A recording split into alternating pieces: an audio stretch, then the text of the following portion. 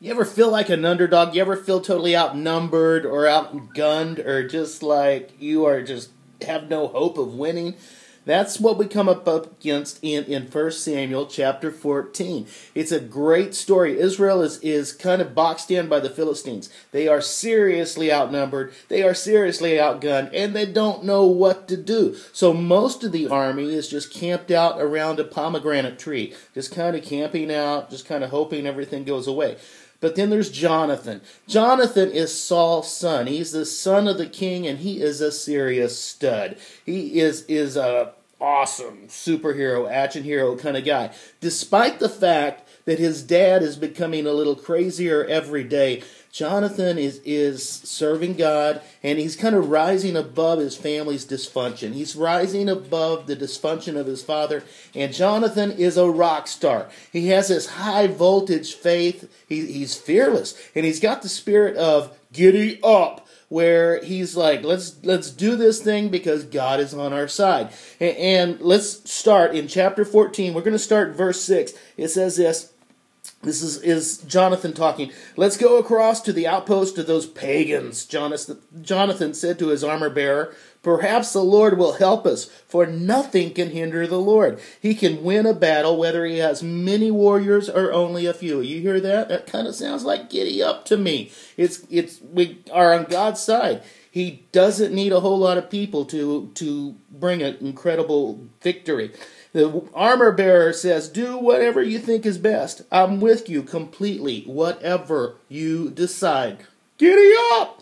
All right then, Jonathan told him, we'll cross over and let them see us. If they say to us, stay where you are, or we'll kill you, then we'll stop and not go up to them. But if they say, come on up and fight, then we will go up. That will be the Lord's sign that he will help us defeat them. When the Philistines saw them coming, they shouted, look, the Hebrews are crawling out of their holes. Then the men from the outpost shouted to Jonathan, come on up here and we'll teach you a lesson. Come on, climb right up here behind me, Jonathan said to his armor bearer, for the Lord will help us defeat them. So they climbed up using both hands and feet, and the Philistines fell before Jonathan and his armor bearer, and they killed those who came behind him. They killed some 20 men in all, and their bodies were scattered all over about half an acre.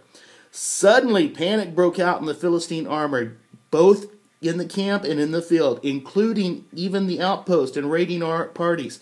And just then an earthquake struck, and everyone was terrified. So God is fighting for them. It makes it pretty clear in this chapter that even though it was Jonathan who stepped out in courageous faith, it was God who did the fighting.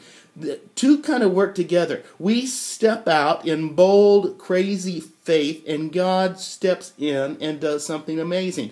Our giddy up invites God to go. Okay, and it works that way. And the Israelites were seriously outnumbered. They were discouraged. They were outarmed. Yet they won the battle. Because verse 23 says this, the Lord rescued Israel that day. The Lord fought for them. The Lord rescued them. When everything seems to be against you, and I know some of you guys are going through some tough stuff, and it seems like you're outnumbered, it seems like you're perpetually the underdog, and things are not working out your way, and your resources aren't enough. You're outnumbered, you're outgunned, you're outsmarted. Realize that you are a child of the living God. You have the right to call upon him, and he has promised to be an ever-present help in time of trouble for you. He is there for you, and he's promised to give you grace. And here's what I want you to do. Just rewrite verse 23 and insert your name where it says Israel. And because it says the Lord rescued Israel that day. I want you to turn it around, and I want you to say, the Lord rescued blank you today. Let that be your mantra today. Let that be your battle cry. The Lord rescued me today. No matter what I'm facing, no matter how outgunned I am or how outnumbered I am, the Lord who fights for me rescued me today. And he showed his glory, and I brought my giddy up. God bless you.